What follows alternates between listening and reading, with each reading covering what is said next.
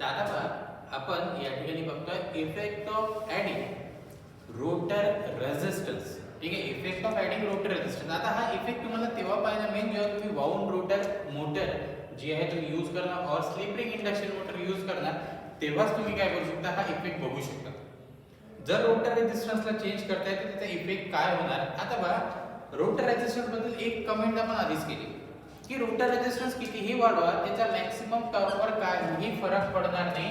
हा जो maximum torque आहे हा नेहमी एवढाच राहणार. याची जी मॅग्निट्यूड आहे ही नेहमी काय राहणार, हीच राहणार. सध्या आपण हे रिजन काढून टाकू.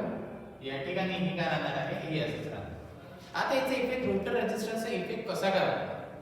जर रोटर रेझिस्टन्सचा इफेक्ट बरोबर असेल तर मी पाहतो टॉर्कची गोष्ट करतोय. Torque is directly proportional to, बघा आता इथे होता S into 0 square multiplied by R2 divided by R2 square plus SX2 0 square. आता बघा आपण हे पाहिलं आता टॉर्क. आता हा डेव्हलप टॉर्क आहे, तुम्ही स्टार्टिंग टॉर्क आहे म्हणू शकता. याला काय काय स्लिप 1 पुट करून दिली त्यानंतर स्टार्टिंग टॉर्क झाला. जर तुम्ही काही स्पेसिफिक स्लिप घेतली तर तुमचा काय येणार, तो काय येणार रनिंग टॉर्क येतो. मी काय म्हटलं, मी या ठिकाणी म्हटलं की अंडर रनिंग कंडिशन मी या ठिकाणी मेन्शन केलं रोटर रेझिस्टन्स आणि टॉर्कचा काहीही संबंध नाही. अंडर रनिंग कंडिशन फक्त काय होणार, फक्त काय होणार की हा काय करेल, हा डिसाइड करेल. रनिंग कंडिशनची गोष्ट आहे, स्टार्टिंगची गोष्ट करत नाही. ठीक आहे, हा काय करेल, आपल्याला माहिती आहे की R2 is equal to SX2 0. तुम्ही जर पाहिलं तर S जी आहे ज्याच्यावर मॅक्सिमम टॉर्क मिळते, S max is equal to काय होणार आहे तुमचा R2 डिवाइडेड बाय काय होणार आहे, X2 0 होणार आहे. जी स्लिप आहे ज्याच्यावर तुम्हाला मॅक्सिमम टॉर्क मिळते ते काय आहे, R2 इज इक्वल टू काय SX2 0. म्हणजे slip is equal to R2 divided by काय झालं, X2 0 झाला. जर अशा सिच्युएशनला मला सांगा, तुम्ही जर रोटर रेझिस्टन्स वाढवला तर स्लिप ॲट विच जे आहे maximum torque occur will also increases. Slip कुठे वाढते, स्लिप जर पाहिजे स्लिप इकडे वाढते. ही इकडून 0 to 1. म्हणजे जर तुम्ही रोटर रेझिस्टन्स वाढवला तर पहा काय होणार. जर तुम्ही रोटर रेझिस्टन्स जर वाढवला तर पहा काय होणार, हे स्टार्टिंग टॉर्क थोडासा इन्क्रीज होऊन जाणार. मी सांगेन कसं होते. हा मॅक्सिमम टॉर्क तोच राहणार. मॅक्सिमम टॉर्क काय राहणार आहे, तोच राहणार आहे. आता ही कॅरेक्टरिस्टिक्स बदलून जाणार अशी. पहा काय झालं, फरक काय झाला. याच्यावरनं तुम्ही ना अजून एक स्पीड कंट्रोलही बघू शकता. कोणाचं, squirrel gauge, not squirrel gauge, इथे स्लिप रिंग इंडक्शन मोटरचं पहा रोटर रेझिस्टन्स जर मी फुल लोडवर ऑपरेट करत असेल आणि मी काय केलं, रोटर रेझिस्टन्स इन्क्रीज केला. इन्क्रीज केला अशा वेळेस पहा फुल लोड टॉर्क तर तोच राहील. झालं पहा, आधी फुल लोड टॉर्क जो आहे तो इथे मिळायचा, आता कोणत्या स्पीडवर मिळतो आहे, रिड्यूस स्पीडवर मिळतो. अमाउंट ऑफ टॉर्क चेंज नाही झाला.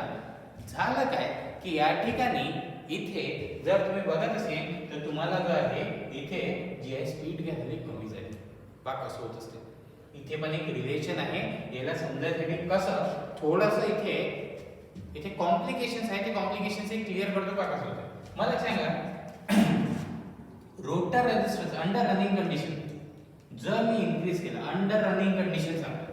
ठीक आहे, स्टार्टिंग पॉईंट नाही घेतो, हा स्टार्टिंग पॉईंट बिलकुल नाही घेतो मी. अंडर रनिंग कंडिशन हा रिजन. ठीक आहे, रोटर रेझिस्टन्स वाढवला तर सगळ्यात जास्त इफेक्ट कशावर होता, सगळ्यात जास्त इफेक्ट होणार आहे करंटवर.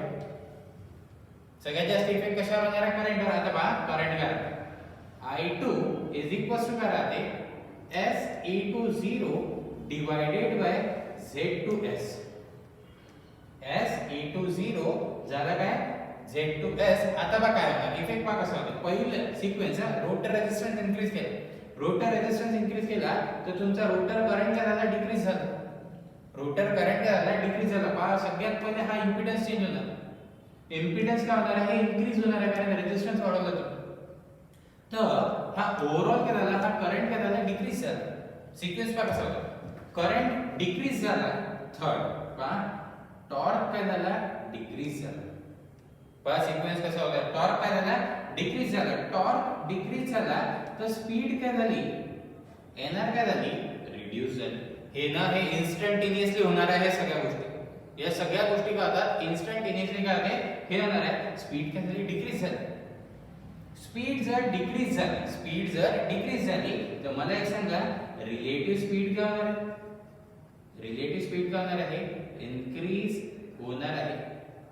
रिलेटिव्ह स्पीड काय होते जी आहे रिलेटिव्ह स्पीड ही होणार आहे इन्क्रीज. आता रिलेटिव्ह स्पीड जर इन्क्रीज जर झाली तर तुमचा ईएमएफ इंड्यूस जो आहे SE20 हा काय झाला इन्क्रीज झाला. हा काय झाला इन्क्रीज झाला. किती इन्क्रीज झाला जेवढी रिलेटिव्ह स्पीड वाढली. रिलेटिव्ह स्पीड किती वाढली जेवढी तुमची रोटर स्पीड कमी झाली. रोटर स्पीड किती कमी झाली जेवढा टॉर्क कमी झाला जेवढा तुमचा करंट कमी झाला. आता पहा हे तेवढा जर E2 वाढला जेवढा करंट कमी झाला तर तेवढा जर E2 वाढला या ठिकाणी जो करंट आहे I2S हा काय झाला इन्क्रीज झाला. इन्क्रीज झाला किती पहिले तो रिड्यूस झाला होता. पहिले काय झाला तर रिड्यूस. पहिले इथे Z2S वाढला होता तर E2 काय झाला होता इथे रिड्यूस झाला होता. आता काय झाला इन्क्रीज झाला. किती इन्क्रीज झाला त्याच्या प्रीवियस व्हॅल्यूला. त्याच्या प्रीवियस व्हॅल्यू जी प्रीवियस व्हॅल्यू आधीची जी एखाद्या लोडवर सपोज करा या लोडवर फुल लोडवर जी करंटची व्हॅल्यू होती ती करंटची व्हॅल्यू सपोज करा 10 एंपियरची करंटची व्हॅल्यू होती. झाला काय की रोटर रेझिस्टन्स वाढला तर करंट काय झाला 10 चा 8 झाला. 10 चा काय झाला 8 झाला. 8 जसं झाला तुमचा टॉर्क काय झाला कमी झाला. टॉर्क आणि करंटचं रिलेशन टॉर्क आणि काय आहे करंटचं काय आहे रिलेशन आहे. तर तुमचा टॉर्क काय झाला रिड्यूस झाला. जसा टॉर्क रिड्यूस झाला तुमचा जे आहे तुमची स्पीड काय झाली कमी झाली. तुमची स्पीड काय झाली कमी झाली. स्पीड कमी झाली तर रिलेटिव्ह स्पीड काय झाली इन्क्रीज झाली. रिलेटिव्ह स्पीड इन्क्रीज झाली तर तुमचा ईएमएफ इंड्यूस वाढला. किती वाढला जेवढा हा वाढला. हा किती वाढला जेवढा हा कमी झाला. हा किती कमी झाला हा जेवढा टॉर्क कमी झाला. हे जेवढा कमी झाला तेवढा करंट कमी झाला. म्हणजे तेवढाच ईएमएफ इंड्यूस वाढला. आधी हा Z2S मुळे करंट काय होत होता कमी होत होता. आता बघा Z2S वाढला होता ना. तुम्ही रेझिस्टन्स वाढवला तर काय झाला Z2S वाढला होता. आता या कंडिशनला बघा झाला इथे E20 SE20 divided by Z2S वाढला होता. आता हा पण तो तुमचा वाढला. त्यांनी एकमेकांना नलिफाय केलं. करंट काय झाला वाढला पण तो करंटने त्याला प्रीवियस व्हॅल्यू जेवढी आधी व्हॅल्यू होती ज्या टॉर्कला तो सप्लाय करतो सपोज करा तो फुल लोडला सप्लाय करत होता तेवढाच काय झाला करंट आला. पण याच्यामध्ये कुठेतरी असं म्हटलं का की आता स्पीड वाढली म्हणून. स्पीडने वाढली. करंट वाढला. करंटने काय केलं जो आधीचा टॉर्क होता आता याने काय केलं जसा करंट वाढला की ती प्रीवियस व्हॅल्यू होता. प्रीवियस व्हॅल्यू जी होती जो आधीचा टॉर्क असेल एखादा स्पेसिफिक त्या टॉर्कला काय करेल तो तेवढाच करंट काय करेल टॉर्क सेम राहील कारण करंट सेम. रोटर रेझिस्टन्स जर तुम्ही इन्क्रीज केला पहा काय झालं rotor resistance has no effect on the rotor current. ठीक आहे होत काय आहे जसा तुम्ही रोटर रेझिस्टन्स वाढवत आहे या ठिकाणी काय होत आहे स्पीड कमी होऊन जाते.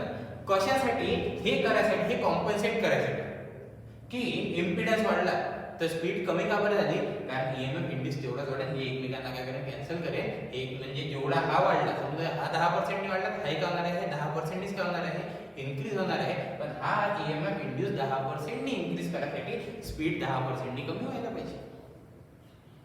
स्पीड काय व्हायला पाहिजे 10% ने काय व्हायला पाहिजे कमी व्हायला पाहिजे. म्हणजे आता मोटर काय करेल ऑपरेट करेल तुमच्या रिड्यूस स्पीडवर. टॉर्कची अमाउंट सेम आहे.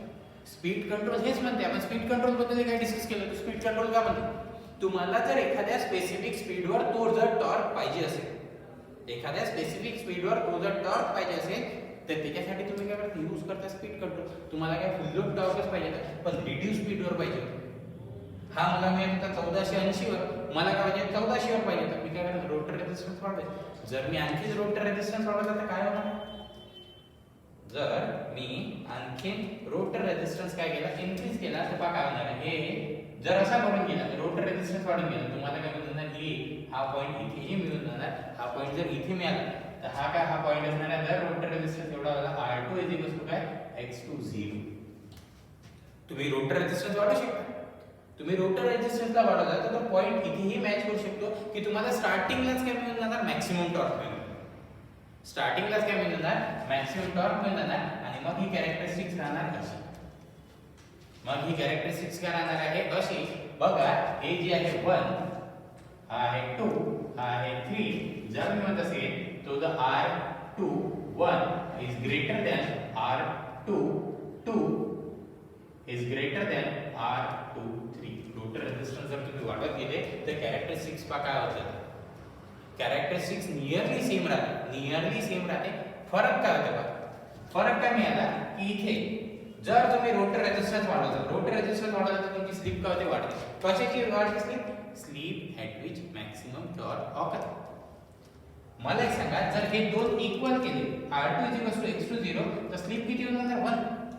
स्लिप 1 म्हणजे काय स्लिप 1 म्हणजे हे पॉईंट जेव्हा रोटर रेजिस्टन्स काय 0 आहे म्हणजे मॅक्सिमम टॉर्क तुम्हाला काय मिळाला स्टार्टिंगलाच मिळाला.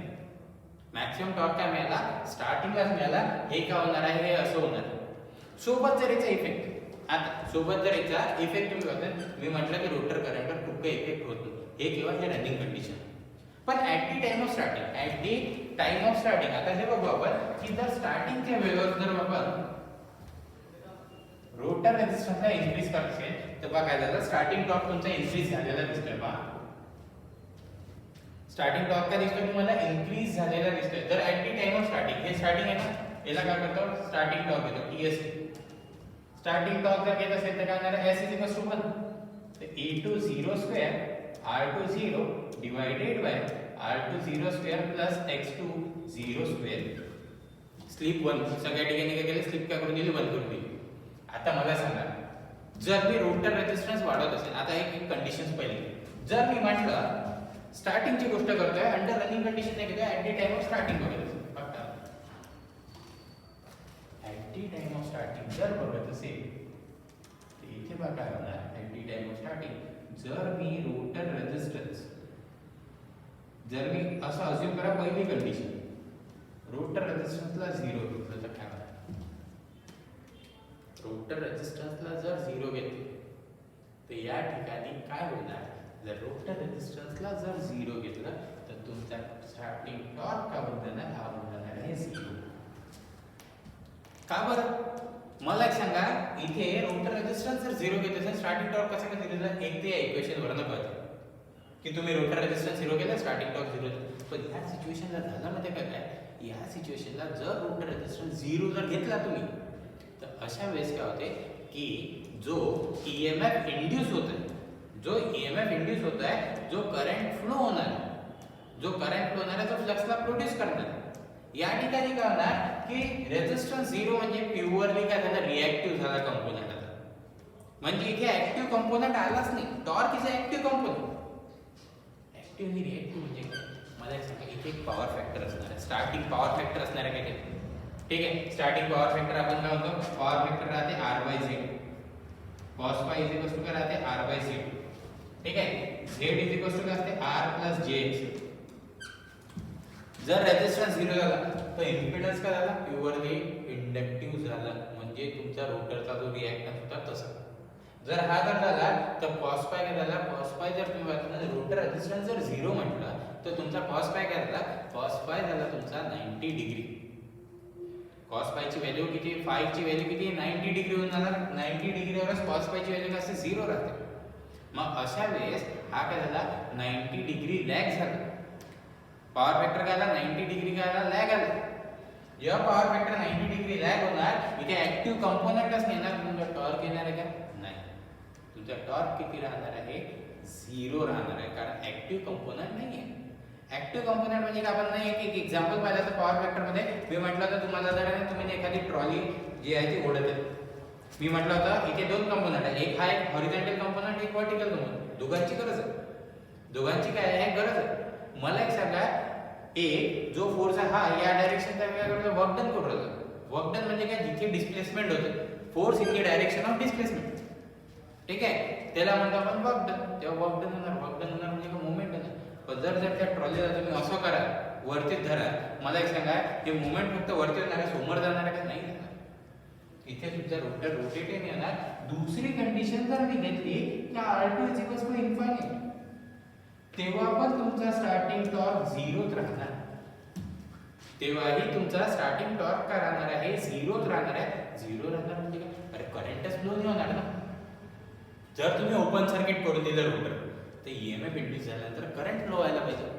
करंट फ्लो झाल्यानंतर किती काय येणार आहे, टॉर्क येणार आहे. जर करंटच फ्लो नाही झाला तर स्टार्टिंग टॉर्क किती येणार आहे, झिरो येणार आहे. आता बघा, जर तुम्ही रोटर रेझिस्टन्सला आणत असाल, एक पहिले असं अजून करा की रोटर रेझिस्टन्सला तुम्ही घेतला 10 ओम. जसं तुम्ही रोटर रेझिस्टन्सला जसं घेतला 10 ओम, पहा काय होत आहे, 10 ओम जसं तुम्ही घेतलं या ठिकाणी काय होणार आहे, तुमचा 10 ओम जसा आला इथे या स्टार्टिंग टॉर्क मध्ये तुम्हाला जसे ईएमएफ ते इंड्यूस होत होतं.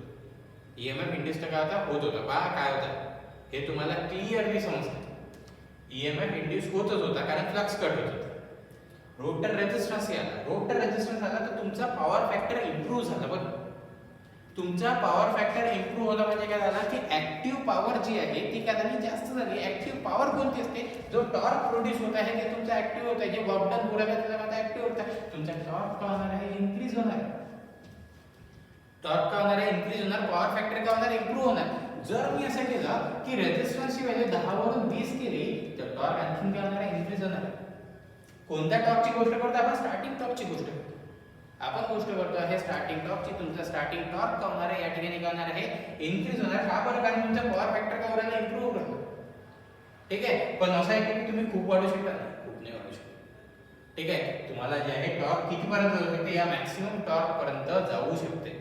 याच्या वरती जर तुम्ही वाढवलं, याच्या वरती जर तुम्ही वाढवला तर या ठिकाणी काय होणार, या ठिकाणी बघा इथे जे आहे तुमचा रोटर जे आहे तो टॉर्कच काय कराय प्रोड्यूस करू शकणार नाही. इथे तुम्हाला या दोन्ही कंडिशनमध्ये रेझिस्टन्स झिरोही चालत नाही, रेझिस्टन्स खूप जास्तही चालत नाही.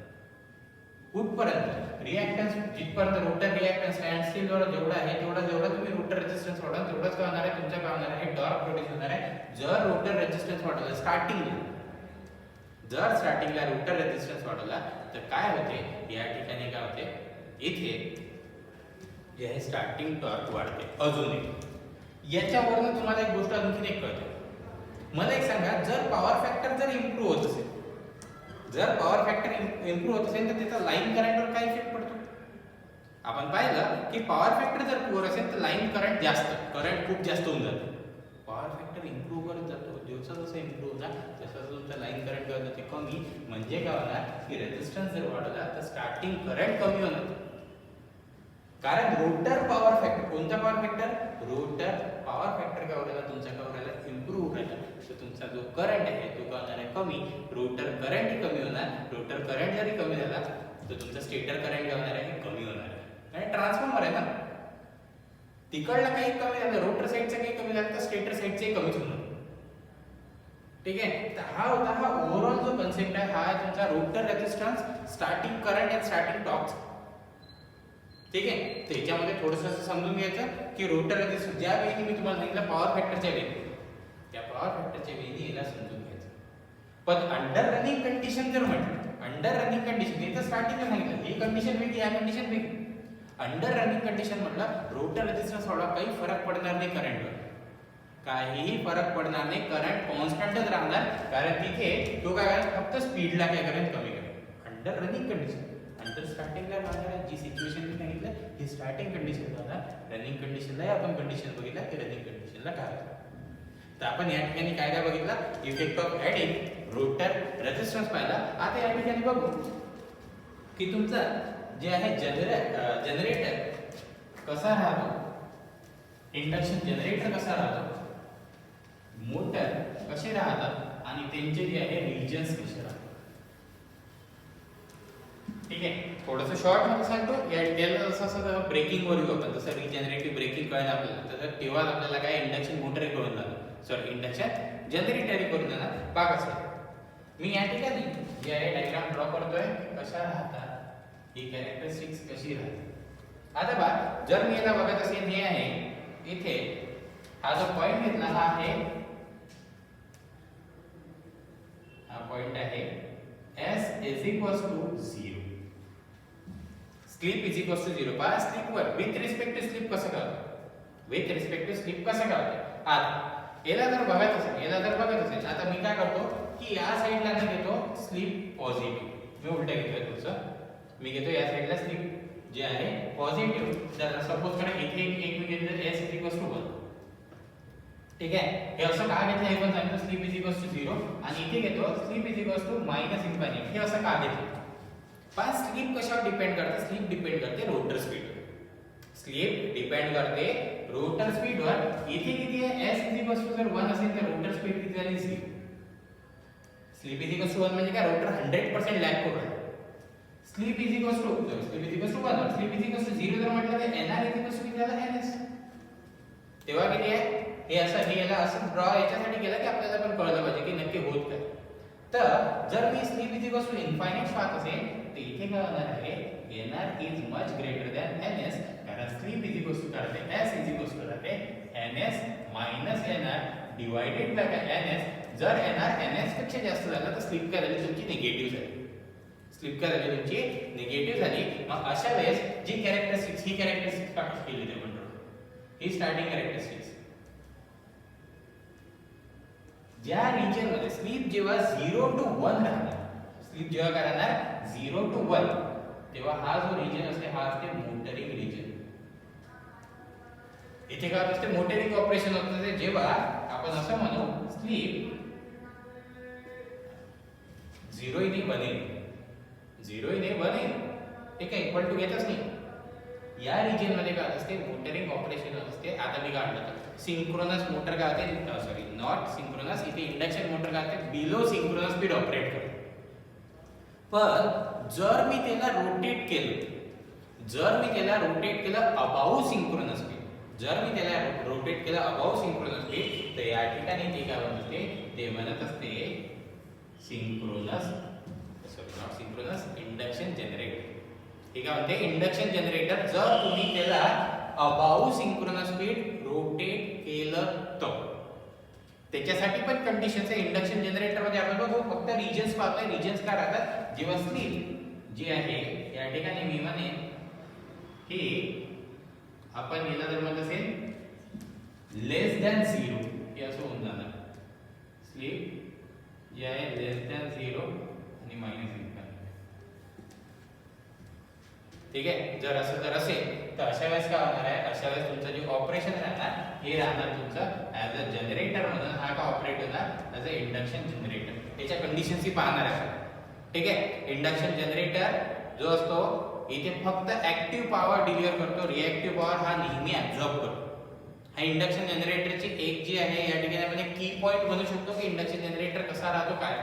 आता इथे स्लिप पॉसिबल आहे 1 च्या अबाव पण. स्लिप पॉसिबल आहे 1 च्या अबाव पण. जर 1 च्या अबाव जात असेल तर तेव्हा जे ऑपरेशन राहते ते राहते रिजनरेटिव्ह ब्रेकिंग. जर स्लिपला तुम्ही 1 च्या अबाव नेत असाल तर तेव्हा ऑपरेशन होत असते ते असते रिजनरेटिव्ह ब्रेकिंग. रिजनरेटिव्ह ब्रेकिंग साठी जी स्लिप असते ही राहते 1 to 2 च्या मध्ये. जर स्लिप 1 to 2 च्या मध्ये असेल तर तुमचं रिजनरेटिव्ह ब्रेकिंग. 0 to 1 च्या मध्ये असेल तर काय झालं तुमचं या ठिकाणी मोटरिंग ऑपरेशन. आणि 0 to -∞ च्या मध्ये असेल तर इथे काय झालं? जनरेटिंग जे ऑपरेशन झालं, जनरेटर ऑपरेशन झालं. हे जे आहे हे काय ऑपरेटिंग रिजन आहे. आता पुढे जाऊन आपण काय करणार आहे? पुढे जाऊन या कॅरेक्टरिस्टिक्सला आपण चेंज करणार. कसं आहे? जेव्हा आपण या कॅरेक्टरिस्टिक्स पाहिले, या कॅरेक्टरिस्टिक्स मध्ये कुठेही आपण असं मेन्शन केलं नाही की इथे कोणता जे आहे इथे हार्मोनिक्स झाले. ठीक आहे. अनइक्वल काही डिस्ट्रीब्युशन झालं असं याच्याबद्दल काहीही आपण मेन्शन केलं नाही. जसं जे आहे जसे हार्मोनिक येणार तुमची या ठिकाणी पॅरासिटिक टॉर्क येणार. ठीक आहे. पॅरासिटिक टॉर्क येणार, हार्मोनिक टॉर्क येणार. हे हार्मोनिक टॉर्क जे असतात हे यांची वेगळी मॅग्नेटिक फील्ड प्रोड्यूस करतात. हे वेगळी मॅग्नेटिक फील्ड प्रोड्यूस करतात. हे वेगळा टॉर्क प्रोड्यूस करतात. तर ही जी कॅरेक्टरिस्टिक्स असते ही कॅरेक्टरिस्टिक्स जी आपण पाहिली आहे स्पीड टॉर्क और या ठिकाणी टॉर्क स्लिप कॅरेक्टरिस्टिक्स ही कधी कम्प्लिटली चेंज होते. तर ते पण बघू की ते कसं राहते.